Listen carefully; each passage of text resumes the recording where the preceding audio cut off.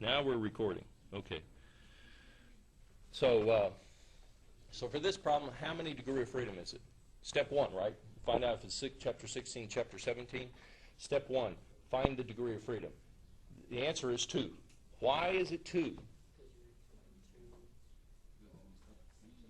Can something move? Yeah? Okay. You know, these things slide back and forth. I guess I should be doing this, huh? This guy here can slide back and forth, right? He's kind of on rollers, and he slides back and forth. Okay, stop him. Count 1 and stop him. He can't move anymore. Okay? Can anything move? Well, this guy up here can move back and forth, right? He stays horizontal. He's not tipping. Yeah, how do you know that? Well, okay, I'm just telling you. They're not tipping. Okay? So they're both kind of going horizontal. Okay, those are gears. So what happens is here's the notches in my fingers, and here are the notches on my fingers, and they go like this. They back and forth. How gears work. So that's why I don't understand if B's not moving. Okay, if B doesn't move, okay, then this guy up here can go back and forth, and this guy rolls. Oh, gotcha. Got it? Okay, and if it's hard for you to see the orange guys going, look at the blue guy. Okay, what I'm going to do is I'm going to say, okay, the orange on the bottom can move. Okay, let's hold him still. Well, then now you can rotate this gear, right, and roll him along the bottom, and the top gear goes with him. I thought A was fixed. No, A's not fixed, but you know. Now, you know, it's difficult. I understand it's difficult, and if you notice in your textbook, they don't talk about degree of freedom because they consider it an advanced topic. Now, the problem is I'm not trying to teach you to solve textbook problems, right? I mean, yeah, you got to do that. I understand that. You got to do that in order to pass the class and in order to get a degree. But I'm really more concerned about what are you going to do once you have your degree. And I'm assuming, and you'll probably all say, no way that's going to happen. I'm assuming that you're going to try to work in an area that's related to dynamics, right? And if you say, no, I don't care, I'm going to get you ready to work in an area with dynamics. And they're not going to pay you to do textbook problems. Now, when that happens, you'll be able to see where the pinion is connected, and you'll be able to tell you know whether or not it's pinned down at the center. You'll go look at it. You see? So, shoot. Right? So you'll know whether it's pinned down in the center. Okay? The other thing I'll be happy to do is if on a test you look at that thing and you say, I think it's pinned down at the center, raise your hand and say, is it pinned down at the center? No, it isn't. Now, I won't say what's the degree of freedom. I won't tell you that, right? But I'll tell you it's pinned down, it's not pinned down. This is moving, that's not moving. And it's best to look at the problem first, look through there and go, yeah, I get it, I know, right? So that I can tell everybody what it's doing, okay? So, is everybody comfortable that it's 2 degrees of freedom? Okay. Now, when you count the degree of freedom, sometimes when you start on the bottom gear, and that might get you confused, start on another gear and see if you know, you get a different, it should be the same no matter how you count it. So what will happen, like, for example, if you say, okay, I'm going to hold gear A. Okay, think about holding gear A. Can gear A move? Yes. Okay, hold it. And that means hold one thing. What is one thing that the gear could be doing? Here's what you're going to do. I'll bet you anything. What you're going to do is you're going to go like this. I'm going to hold this gear right here. And you're going to stop it from rotating, right? And then I'm going to say, okay, 1 degree of freedom. Now, can anything move? And what do you say? Doesn't look like it, does it? But gear A is not pinned down, is it? Can't I slide it back and forth? 2 degrees of freedom. Okay, stop it from going back and forth. You can't let it rotate, and you can't let it go back and forth. Those are your 2 freedoms. Can anything move? Not unless you shear off gear teeth. Got it? So it's still, no matter how you count it, it's 2. But maybe that confuses you. So start on the bottom gear. Bless you. Doesn't matter where you start. You should come up to the same. And if you're confused, start on the top, count it. Start on the bottom, count it. Start in the pinion, count it. It's 2 degrees of freedom. Is everybody okay with the fact that it's 2 degrees of freedom? Okay, step 1. What does 2 degrees of freedom mean? If you're given 2 positions, you can find any other position you want. If you're given 2 single dot terms, you can find any other single dot term. If you're given 2 accelerations, 2 double dot terms, they don't have to be full accelerations, but 2 things that have double dots on them, you can find all the other double dots. That's what 2 degree of freedom means. Okay? By the way, when you take system dynamics, the book does talk about degree of freedom, so I'm getting you ready for the next course. Okay. All right. So what am I given? I'm given 2 single dot terms. I'm given 2 velocities. That means I can find any double dot term you want. Right? Any double dot term that you want. What is it I want? Angular velocity. And the velocity of the center. Okay, those are 2 dot terms. Thank God they only asked me for 2, right? Because then I couldn't do it, could I? No, that's not true. You can find any single dot term you want. Any single dot term you want. Doggone it. Right? You can find 22 single dot terms if you want 22 of them. Got the idea? So it's not important that it asks you for this one and this one. That's not what's important. What's important is it's only asking you for dot terms. You got it? Okay. That's why they have to give me 2 speeds. See how it all matches up? They have to give me 2 speeds or I can't solve it until I get to chapter 17. Does it make sense? Okay. So if this shows up on an exam, you should be able to say this is a chapter 16 problem, not a chapter 17. Okay? All right. Okay, so how are we going to do it? Well, what are the methods that we know, that you know, to solve chapter 16 problems? Loops. Okay, loops are good. What do loops do? They relate. They're for relationships. They'll relate one dot to another. Hey, that's what I'm doing. Okay, so that's in the running. What else do we, bless you, what else do we have? We have some chapter 12 stuff. Remember that? X equals x0 plus blah, blah. Is this a time spanner? Okay, then those aren't going to do me any good. What else did we have? Ropes. You got any ropes in here? No. Now, there are things that are similar to ropes, and you can use those as well. They're very similar to loops. Okay, so we have loops, we have ropes. Loops sounds like a good option, perhaps.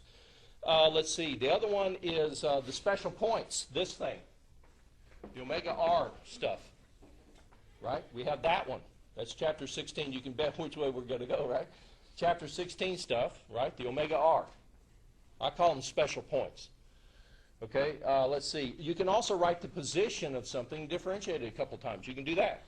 So how many different things do we have? It looks to me like I got 4. So you wanted a second point, write it down. Okay, what are you going to do? You're going, if it's a motion problem, you've got 4 possibilities, it sounds like, that you could apply to this problem. What do I like to do? If I can use a loop, I like to use a loop. Why? Because I use Mathematica and I don't worry about the differentiation. Man, that's easy. I just let it do it. Okay? The downside of loops is if you can't see the loop, it's mind-boggling. Do you see a loop in there? Ouch. Okay, so I'm going to try and avoid the loops. Not that I can't do it, it's just that, man, I think I'm going to get confused trying to write it down. Get the idea? Okay, so what am I going to use? I'm going to use special points. The other rule of thumb, it's not Newton's law, right? I'm nowhere close to Newton. Another rule of thumb that means it usually works is if you have a lot of temporary contact, use special points. It usually is the easiest, less mind-boggling way to do it. Okay? So I'm going to use special points. You ready? Okay. Here come the steps for special points. You only use the equations for special points. What's a special point? There's 3 reasons a point is special. What are they? Put these in your notes because you're going to ask me for them. What 3 reasons make a point special? You want to know something about it. I don't care what order you do them in. You want to know something about it. You do know something about it. Touching more than one body. Okay. How many special points do you have in this problem?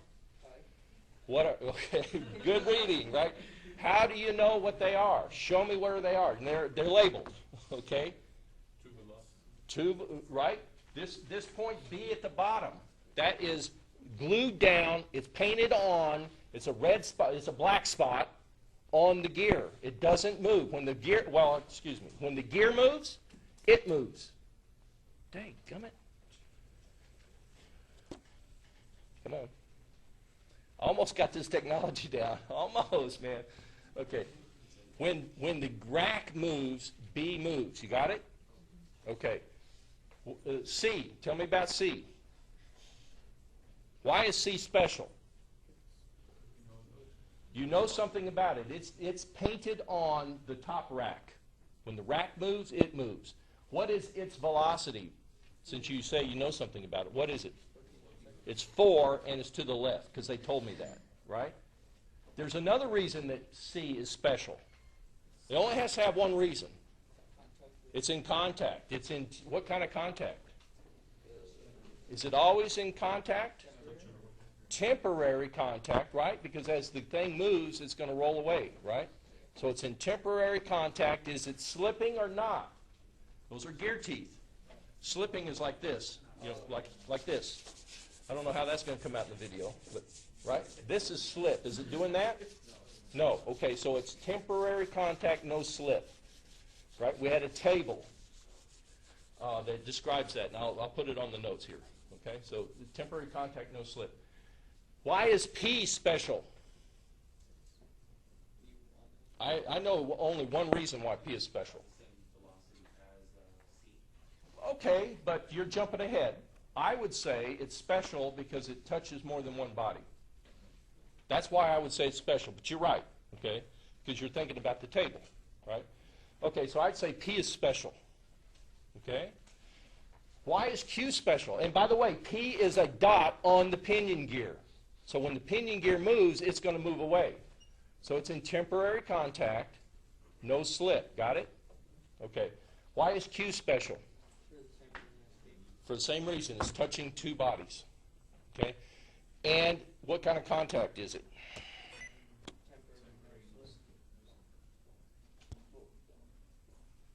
Temporary contact, no slip. Got it? There's one more point that's special. Why is it special? A, because you want to know something about it. I would say, well, it's also special because you do know something about it. What do you know about it? I'm not sure about that, but you know it has a 0 vertical velocity. I don't need that, by the way. But can you notice that it has a 0 vertical velocity? Is it going up and down? No, it's just going to go side to side. So you could say, oh, he's special because I know a little bit about him. That would bring him in to where you say, that's some information I could use to solve this problem. I may or may not need it. You got the idea? Okay, so there are 5 special points. I don't see any others. Do you? Okay, so I see 5 special points. Now, the rule of thumb says, how many equations are you going to write? Put this in your notes. Rule of thumb. How many equations are you going to write? 4. Why 4? It's always one less than the number of points. Why? Because if you write 5 equations, what you'll find is the 5th one is dependent on the others. So if you write these 4 and combine them in some way, you'll get the 5th one. Okay? It'll happen every time. Does it mean you have to have all 4? No. Sometimes you get lucky and you can solve the problem in 2. Okay? I don't worry about getting lucky. I just get fast at writing the 4 equations. Okay? That's what I do. I just get fast at it and say, I'm going to write 4 and I'm going to pick up some partial credit. Got it? And then whether you have to solve all 4, that's a different matter. Got it? Okay. So there's 4 equations. Okay. Shall we start? What do you know about P? Temporary contact, no slip. Okay. I promised you I'd write the draw the table on here. So let me put a table on here. Oops, let's see. Let me find room for a table. Okay. Table goes over here. Let's see. Get my black pen. Okay, so there are types of contact. You have permanent contact. And we have, let's see. velocity in the normal. Well, we'll just say velocity, and we'll have acceleration. Okay, if you have permanent contact between 2 points, what can you say about the velocity? They're the same. What can you say? In all directions, they're the same. What can you say about the acceleration? Same, right? Because they're going together. They're always together. So what one's doing, the other guy's doing. Have to. Otherwise, they're going to separate, right? So this is the same. Okay, you have temporary contact, no slip. That's the other type of contact you can have. Okay, and remember, on contact, there's a normal and a plane direction. Do you need a review on what the normal and the plane directions are? Okay, let's say here's one guy that's touching. Man, I can't hold my hand still.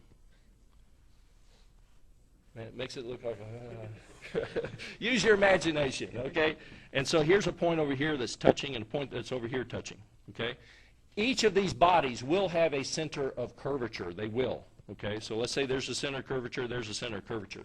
If you if you draw a line through the centers of curvature, they will always pass through the point of contact.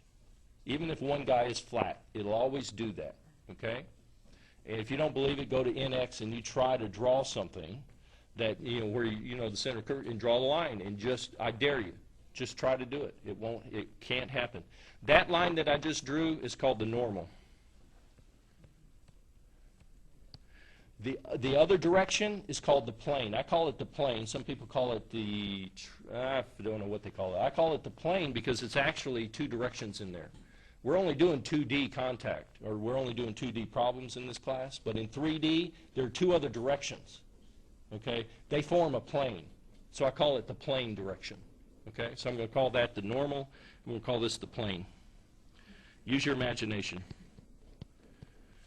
Got it? So that's your normal, that's your plane. Okay. Now, what can you tell me about temporary contact, no slip, the velocities? Are they in all directions? Absolutely. What can you say about the accelerations? Here you have to be careful. They're not all the same. They're only the same in one direction. In the plane. Same in the plane.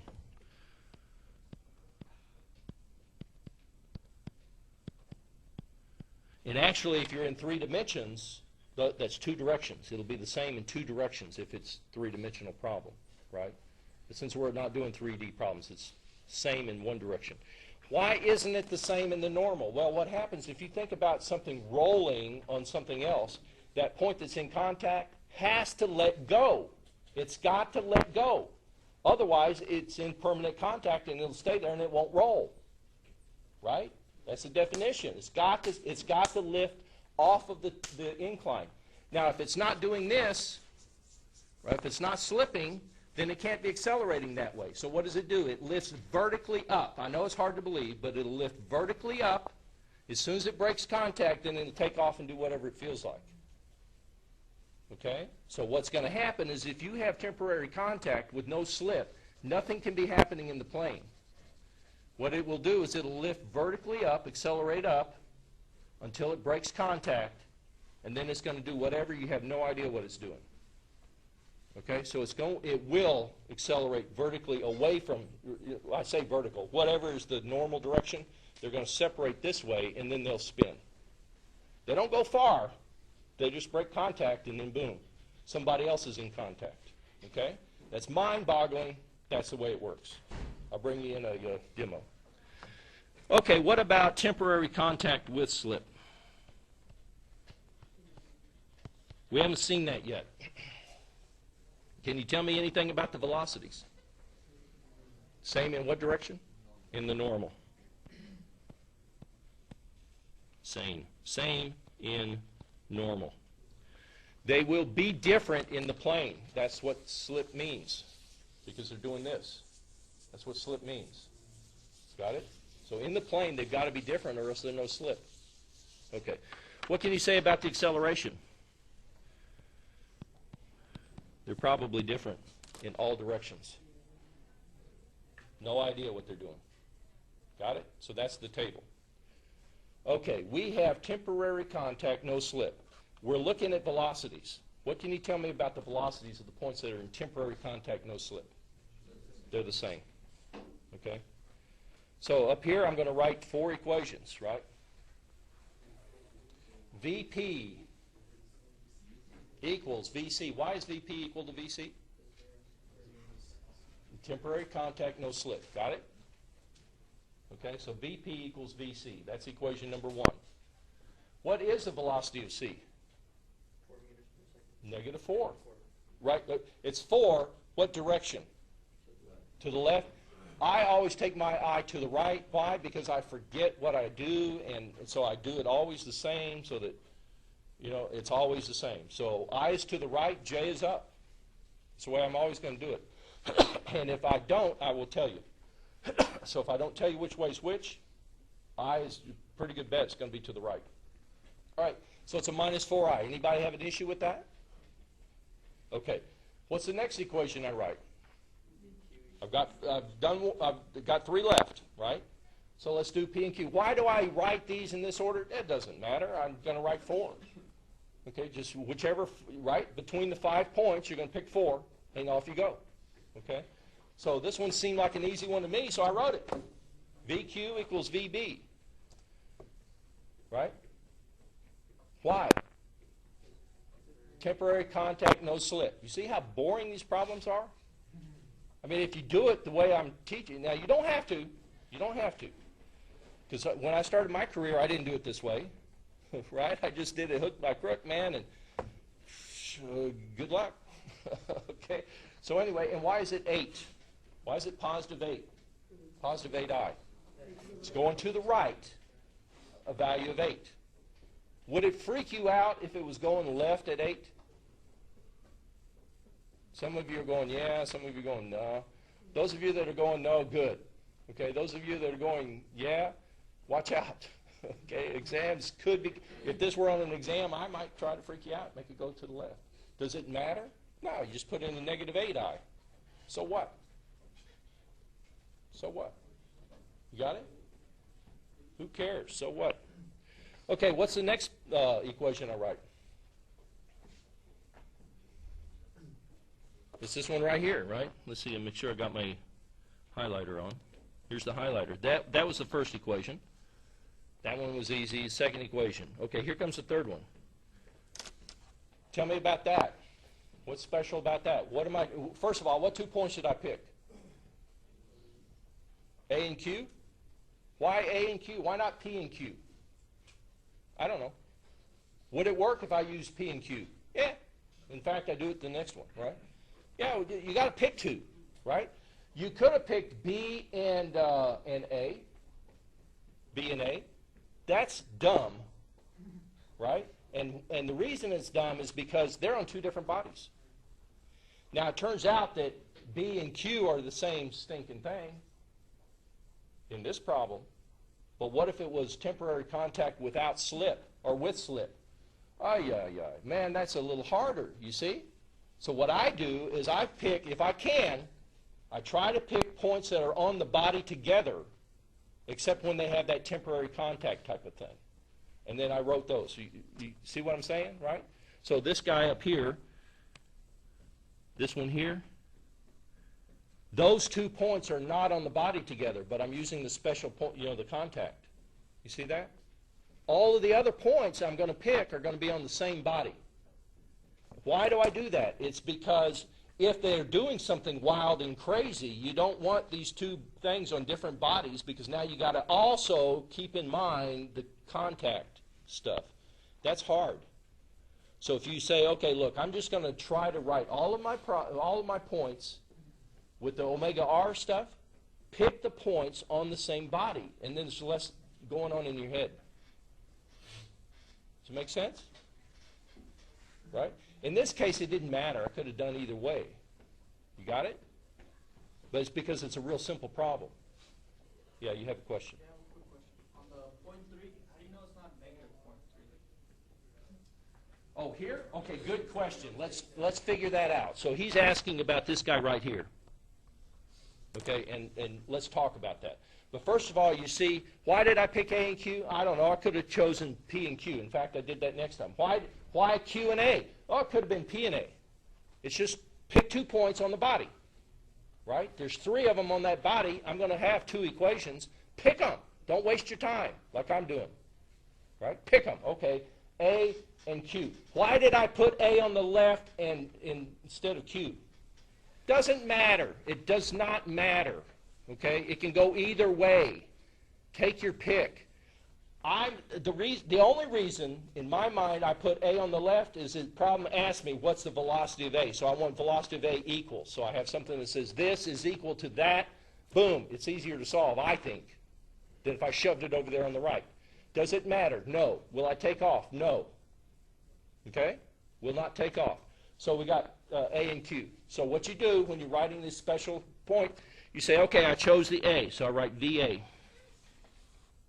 equals, right? Here's the pattern right there. It's always the same.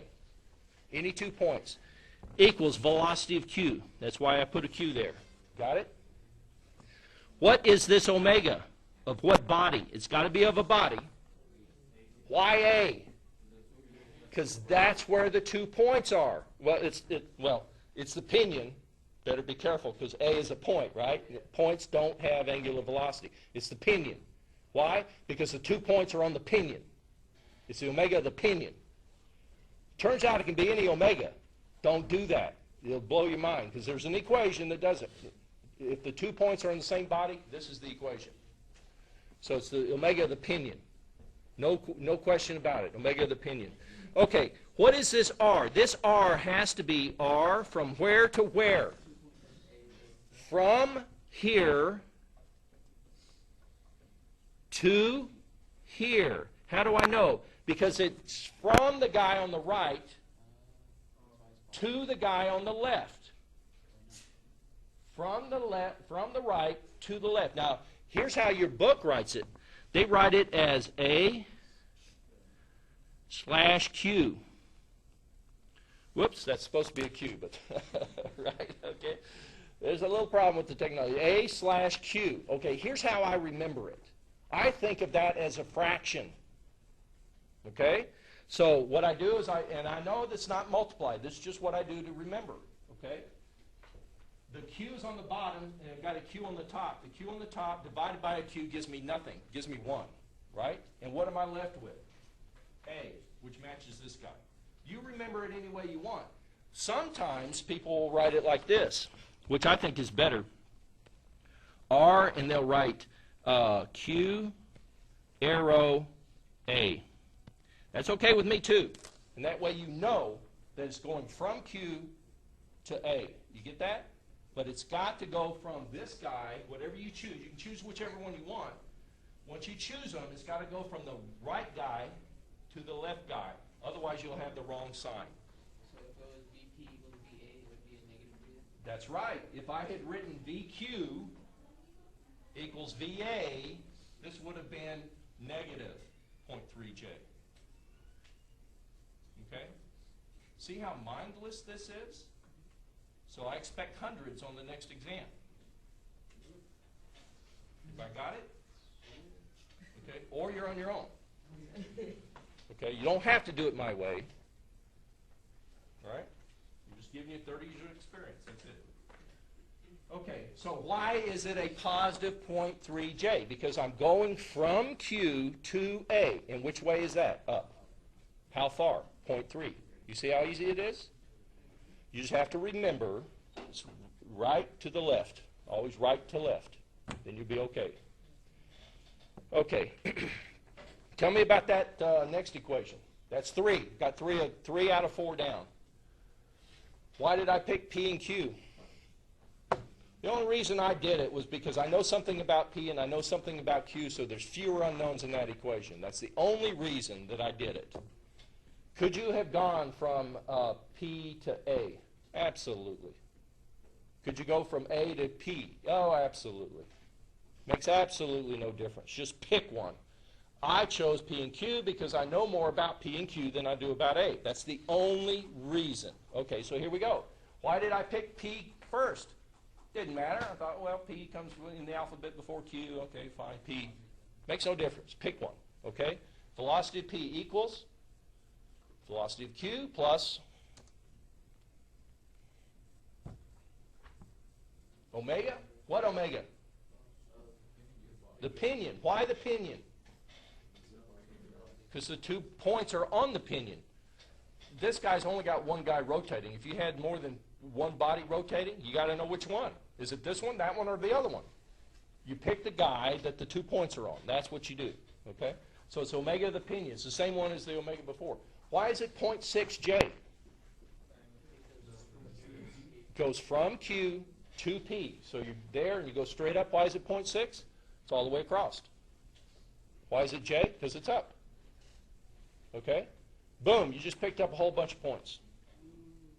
Yeah, I say that too. Oh, all right, man. Okay, so now what?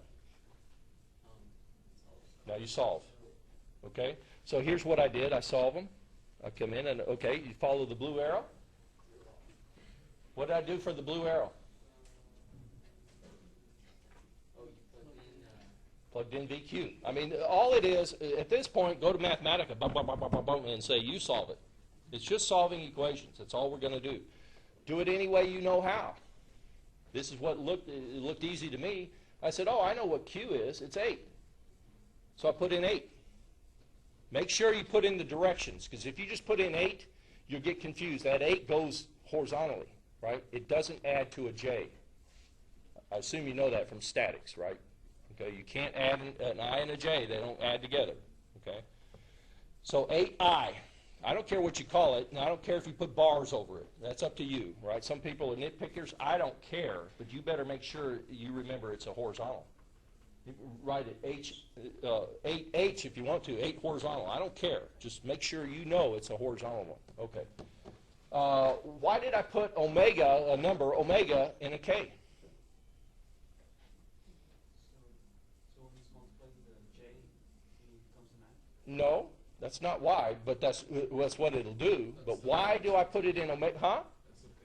Yeah, use your right-hand rule. You see they've already drawn what positive omega is. They say counterclockwise is what they are going to call positive omega. You see that on the diagram? It's right, let's see, I'll get my highlighter. Come on, baby. Come on. There we go. Okay. So right here, all that work just to highlight that thing, right? See that? Okay, take your right hand. Curl your fingers in a natural way. Make them line up with that arrow, that rotation. Which way is your thumb pointing?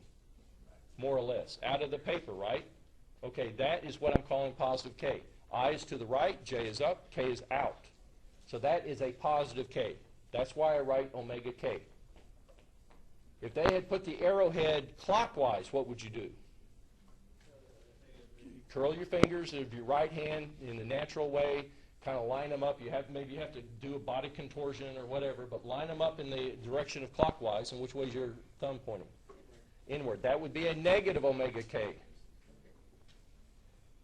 Got it? I would write negative omega K. If I solve for omega and get a negative number, what would that mean to me? I just drew it wrong. It doesn't go the way they drew it. Which way does it go? Clockwise. Got it?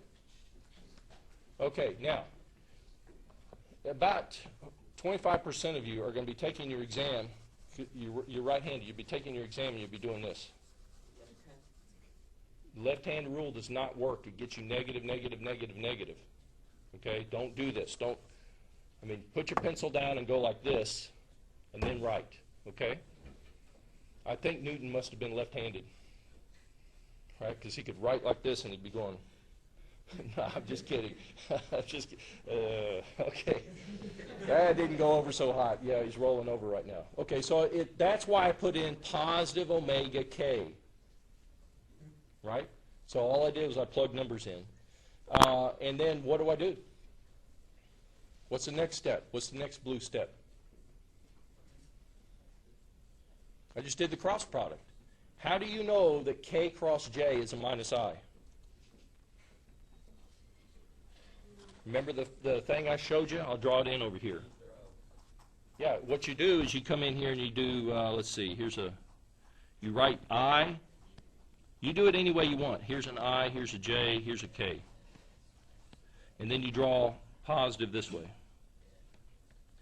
Okay, and I'm doing K cross J. So you start with the K. So you start here at K, and you go to J, and that gives you an I.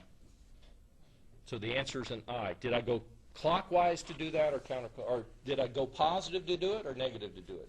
Negative. So it's a negative I. If you remember something that they taught you in statics that works for you, do it. I don't care how you do it, but you need to know that K cross J is minus I. Memorize it if you have to, right? Whatever, okay? So that's how I know that that's a negative I. Now, the way I do cross products, I pull the omega out, I pull the 0.3 out, then I do the cross product. And if there's a negative in there, I bring the negative with the number. Okay, so if that was, for example, here, let me show you. If you had something like this, minus 3K cross minus 2I. Okay, here's what I would do. I'd say that's a negative 3 times a negative 2, and then I'd say, what's K cross I? Positive or negative? Positive. Then I'd say like this, positive J. What's the answer? Positive 6J. Get it? You do it any way you want. That's the way I do it because I get confused saying K cross negative J. What? So I pull the negative out front with the numbers. Got it? You do anything you want, but that's the way I do it to make sure I don't make a stupid mistake. Okay? Really, I punch it into Mathematica and let it worry about it. Everybody okay with that? Okay. So what did I do for the bottom, for this equation? This one right here. All I did was I did the cross product. Got it? Okay. So what's this next thing? Yeah, just solve for it. So what's the velocity of A? 0.8 minus 0.3 omega. All I need is omega. Boom, I got it. Right? How are you going to find omega? Yeah, so now you're going to do the yellow. I don't know why that little guy sits in there. Okay, so now I'm going to focus on the P equation. Okay, what did I do for step 1? Yeah, so P was a negative 4, Q was a positive 8. Yeah. Anybody have an issue with that? You could do it? Okay. Tell you what, this problem does not ask you for acceleration, but find acceleration. How would you do it?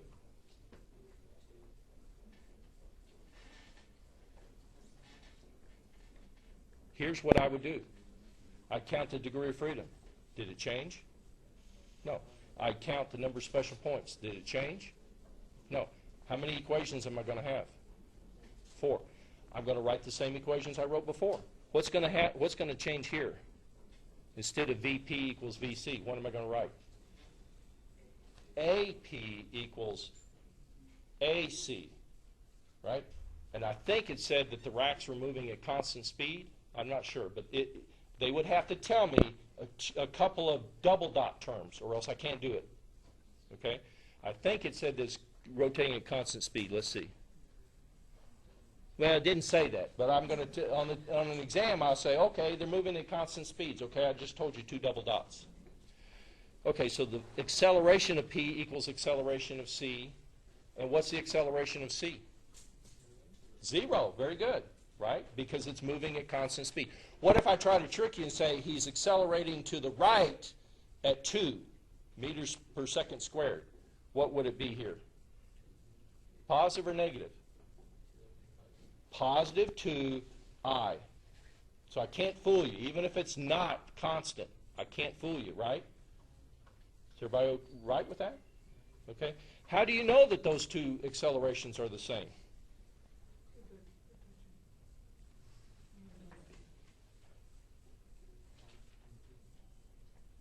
So do you still agree? The acceleration of C is, or what is it? Yeah, the acceleration of C is horizontal. What about P? What kind of contact you got? Temporary? No slip? Tell me about the acceleration. Are they the same? Are they? Only in the plane? Oh, crud. Ooh. Then what changes here?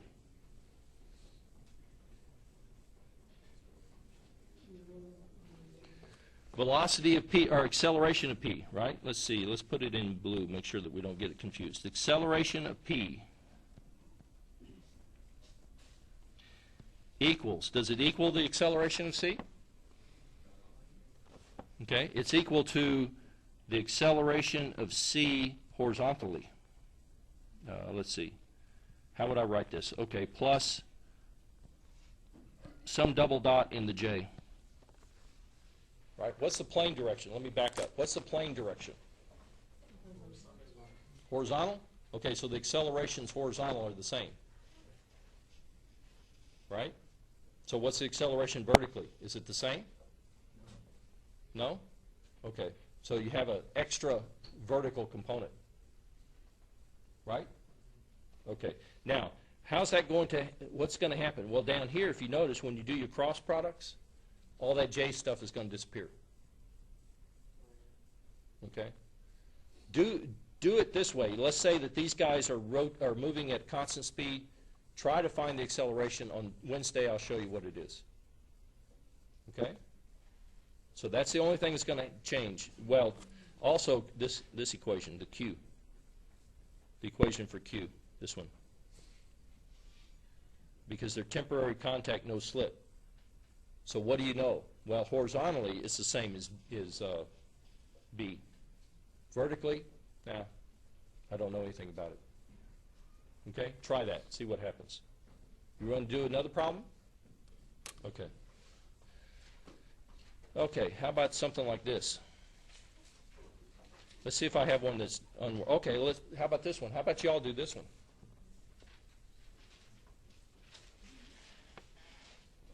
I'll enlarge it so you can see it a little bit. Okay, if the gear rotates with an angular velocity of 10 and the gear rack moves at 5, determine the velocity of the slider block A at the instant shown. Okay, how are you going to do this?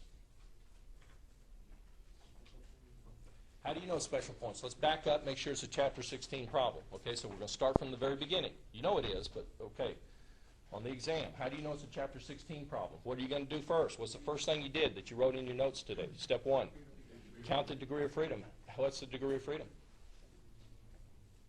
Can something move? You see what's happening, right? You got this rack just like before, and it's wiggling back and forth. Let me see if I can get my highlighter up, right? So this guy, this rack right here is moving back and forth, right? So it's moving. So that's 1 degree of freedom. Stop him. Can anything move? Yeah, because this gear, this pinion, or whatever it's called, can rotate. Can't it? Right? It can roll along on the rack. Okay, that's 2. Stop the guy from rotating. He now can't rotate. Can anything move? Yes, this guy is in a slider. This thing here is a slider. So it's in a, like a, you know anything about engines? Okay, you got a cylinder. This is a cylinder here. Right, this is the cylinder, the round hole, and then the stopper's inside moving up and down. So it's a piston cylinder. So yeah, it can slide up and down. Okay?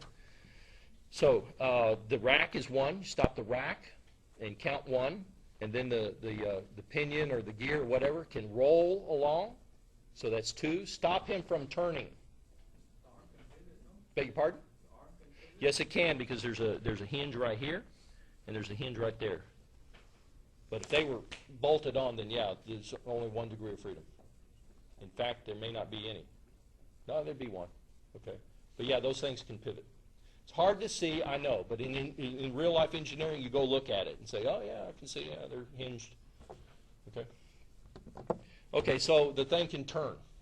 Stop, that's 2. Stop it from turning. Can anything move now? It's kind of locked down, right? Okay, what's the degree of freedom? 2. How many single dot terms did they give you? 2. What are they? Omega and the VC. So they've given you 2 single dot terms. What does that mean? You can find any single dot term you want. No free bodies needed. You can find any single dot term you want. What do you want? Velocity. You want a dot of A. Okay? By the way, you have to have, in order to know where A is, you got to know 2 positions. Do you know 2 positions? Yeah, so you know this guy and you know 60 degrees. Right? So I think I've got everything I need for that. Okay, so how are you going to do? Okay, so it's a chapter 16, no free body needed. We're going to do, now, what are the ways you have of finding velocities? Ropes, cancel it out. Chapter 12, is it a time spanner? Forget about it. Let's see, loops, special points. Okay, can you find a loop? What's the loop? Let's call this guy right down here so we can all talk about him. We're going to call this point right there. Whoops. Pick up the pen. Okay. This point right here, let's call him B. Is that okay? Is everybody okay with that? Okay. What other point do you want me to mark for you? A? Where's A? Okay, there. All right. There's A. Right down here? Like there? So you're going to do a loop around that triangle? Good, good. Good loop. Good loop. I won't argue with that. What about this gear? That's rolling. You got to get a loop on them, right? You got this guy. That's a body. You got this guy. That's a body. You got a loop on those bodies, right? Because you're going to go B to A to, what do you want to call this? D? Okay, D. You're going to go B to A to D. Not a problem. You got this connecting rod. You got this straight line down. You got that. What about the gear? You didn't put a loop on the gear. If you don't put a loop on the gear, you're not going to have his omega. I need a loop on the gear. Am I confusing you? If I'm not confusing you, then put a loop on the gear and you're in business. I think I'm confusing you. So when you're confused about loops, what did I tell you you should do? Special points. Special points work for anything, right? And so if you get confused, here's a rule of thumb, right? Write this one down. You got to get a loop on every body. If you don't, you're not going to get any information about that gear. It's turning, and your loop goes from here. Does that include anything that's happening with the gear? No, it's just the center. You don't have the rotation of the gear. You see that? So it's not like it's a bad loop. You're going to have another loop, then, right? So you would go maybe from the ground, something like that, up and then over and that. Oh man! And remember, I told you if you have a lot of temporary contacts, loops are confusing. And you got temporary contact in here, right? So what I would do is I'd say I'm going to use those special points. Okay? So now we're ready to start. You had a question? So I was going to ask you, anytime there's a gear, we shouldn't use a loop? Or Whenever there is temporary contact, you're going to have a hard time using loops. It's not that there can't be done. It's just it's going to be mind-blowing. Because what you have to do is you've got to somehow put a loop on the ground, and then it's just, oh man, it's just ugly. So try to avoid it. Whenever you have temporary contact, my suggestion is don't use a loop. Loops are great for a lot of problems because with the exception of gears and stuff like that, it's all permanent contact, usually. If you think about most mechanisms, right, you're usually in permanent contact. The only thing that is temporary is like gears. So whenever you're faced with, I guess a rule, if you're faced with a gear, don't, you can use loops, but I would advise not, okay? I think there's some others. Oh, here's one. That one's not too bad. You can use a loop for that one. Okay. Okay, so we've decided we're going to use special points. Everybody agree? You see how we kind of eliminated things? And the reason I eliminated the loop, bottom line, I eliminated the loop because I don't like temporary contact with loops. I just don't like them. If it rotates and it's got temporary contact, I do not like it. Make sense? Whether it makes sense or not, write it down. If it rotates and has temporary contact, I do not like loops. You don't like them either. Okay, so how are you going to do with special points? Okay, so y'all figure them out. I'm going to give you a minute. You're going to tell me what the special points are.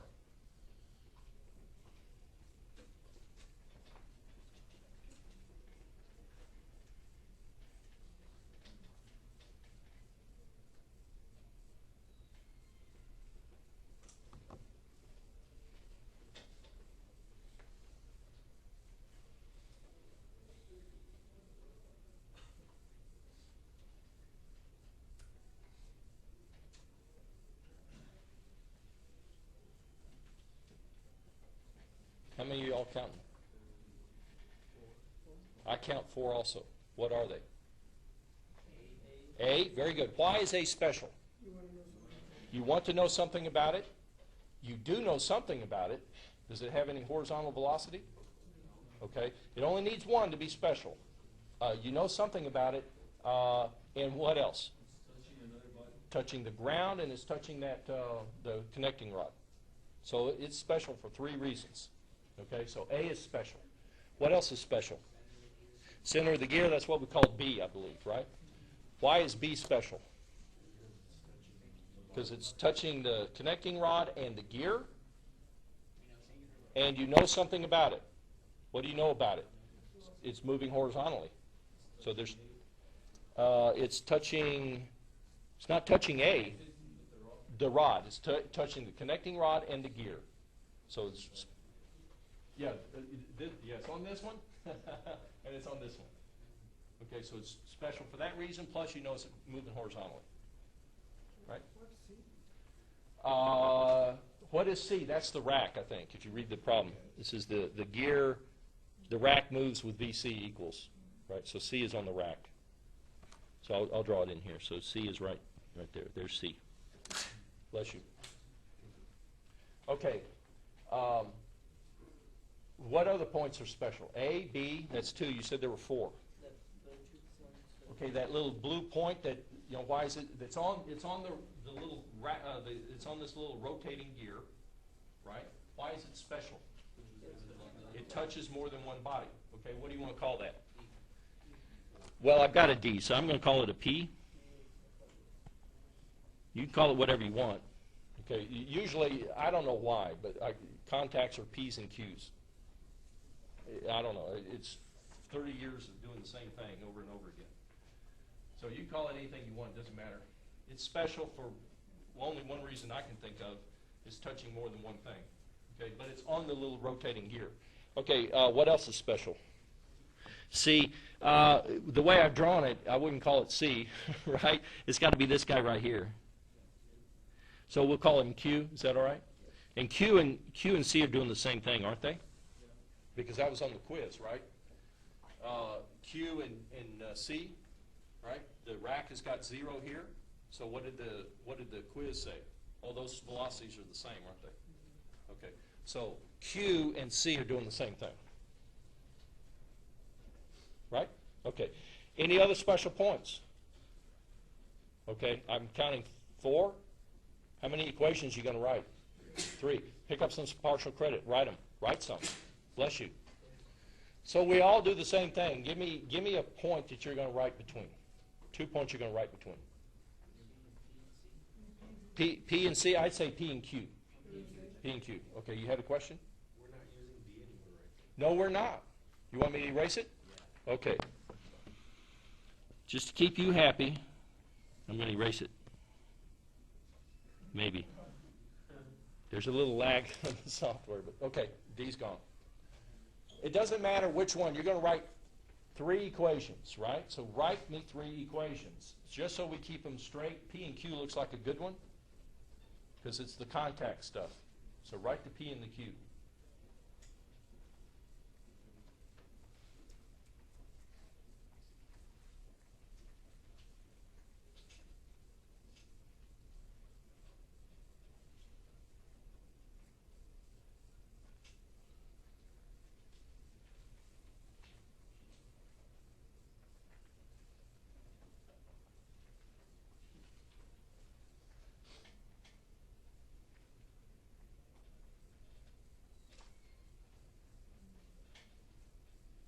What do you know about P and Q?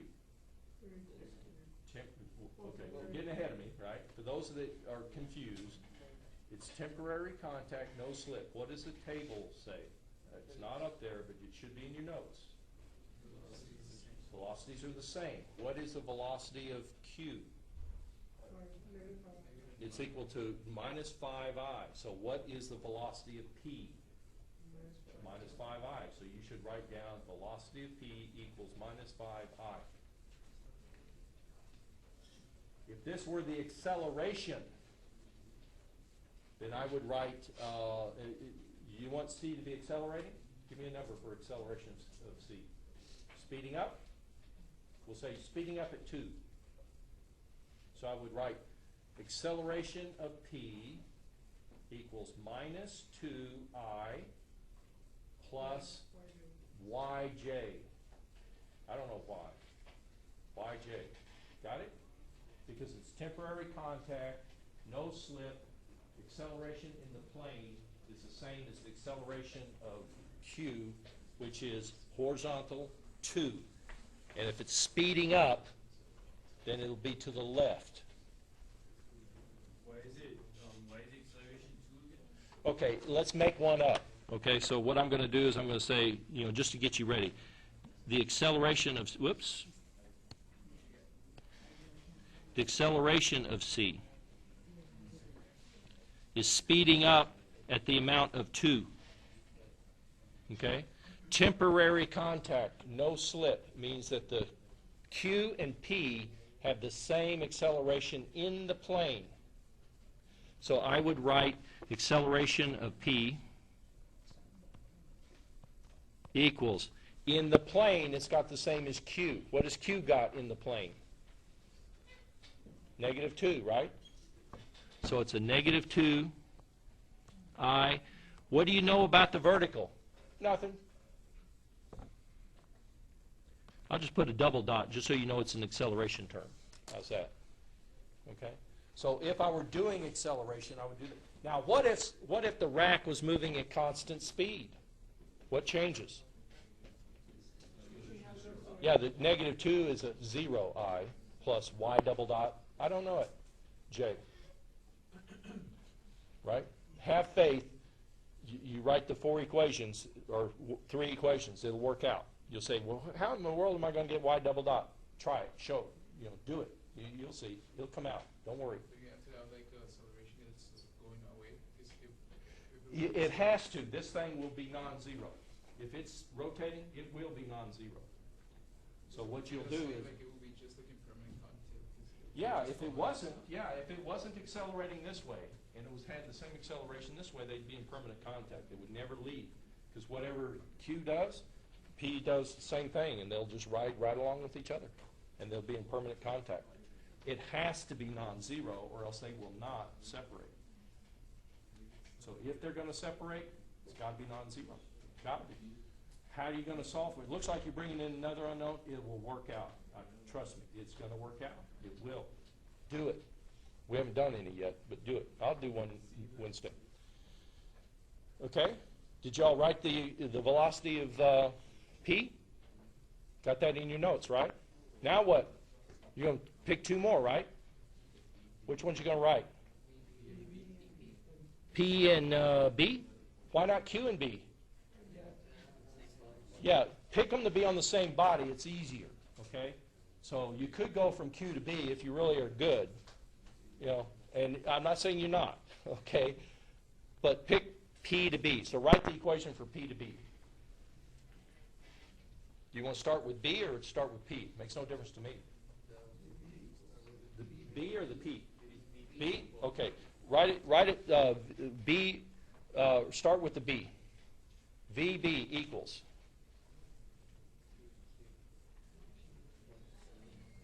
VB equals. What's the other point you're going to use? B and what? P? Okay. VB equals VP. Very good. Which omega? Omega the connecting rod, correct? No. What omega? The gear. The gear. Why the gear? That's the one the points are on. The gear. Omega gear. Omega gear. Cross what?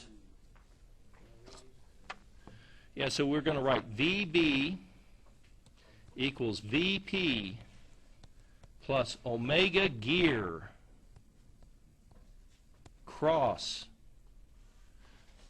R what? Give me some numbers and some I's and J's. You're going from J. It's going up?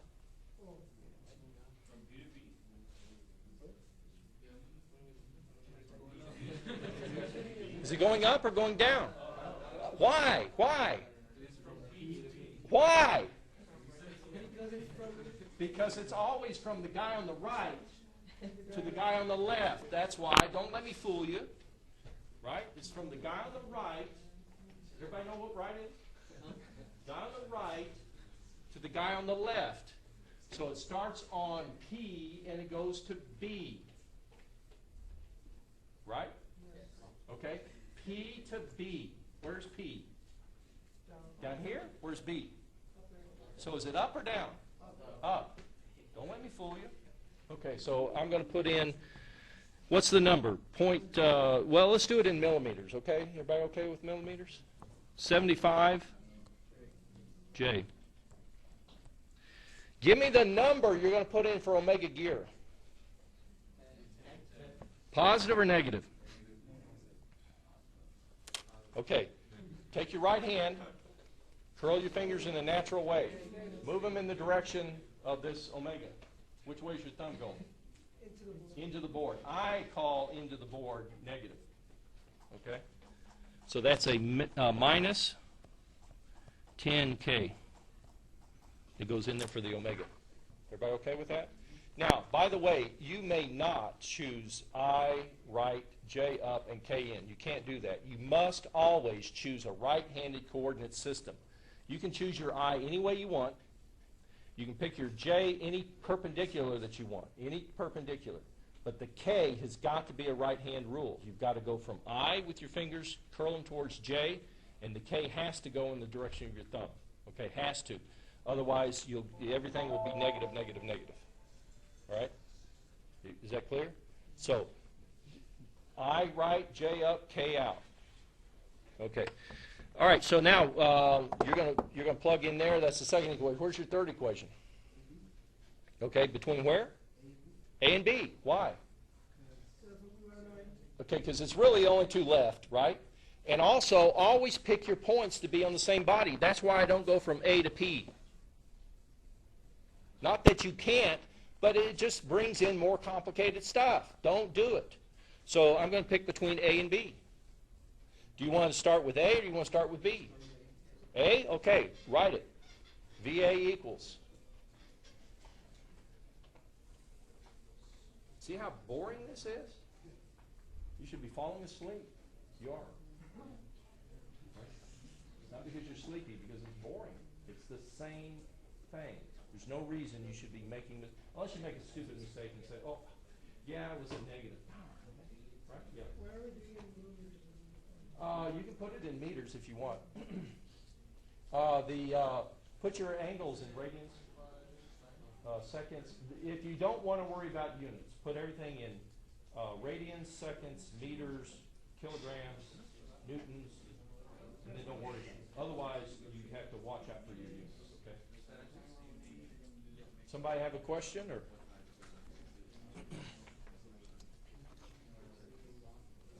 8:45, so we've got about 3 or 4 minutes. It will be the same omega or the Will it be the same omega? What body are they on?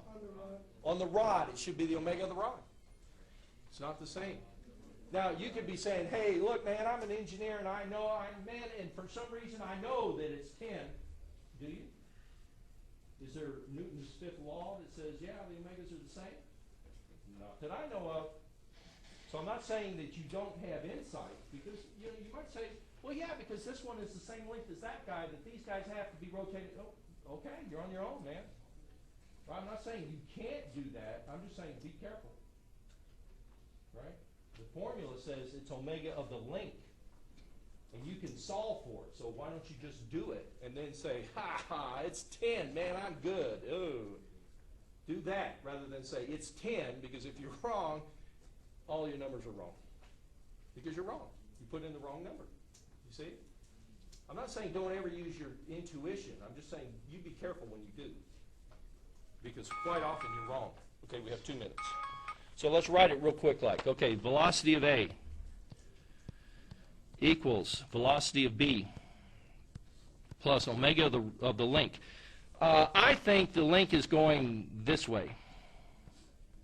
I'm going to call it omega L. What am I going to plug in? Plus or minus omega L? I'm going to do this, right? Out of the page, plus. So I'm going to put in plus omega L K cross what? From where to where?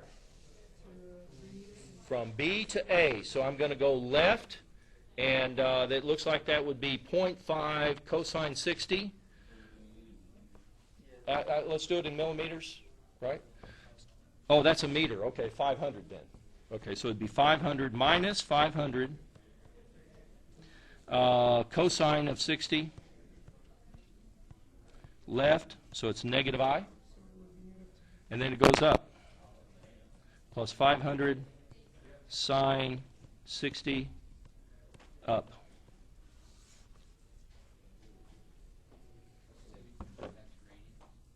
It'll come out in radians per second. Why are you doing 500? Because it's half a meter. Oh, crud. Right, 50. Okay, 50. 50. It didn't pick up my eraser. Okay, so it's 50. See, that's the reason you should make less than 100 on the exam, because you put in 500s too. Stop it. All of you. You're making an idiot out of me. Okay, whatever. Omega cross. Okay, now how many unknowns are there? What are they? What are the unknowns? Let's see, I didn't write my P, right? Velocity of P equals, what's the velocity of P? Minus 5? yeah, and that's going to be in meters per second.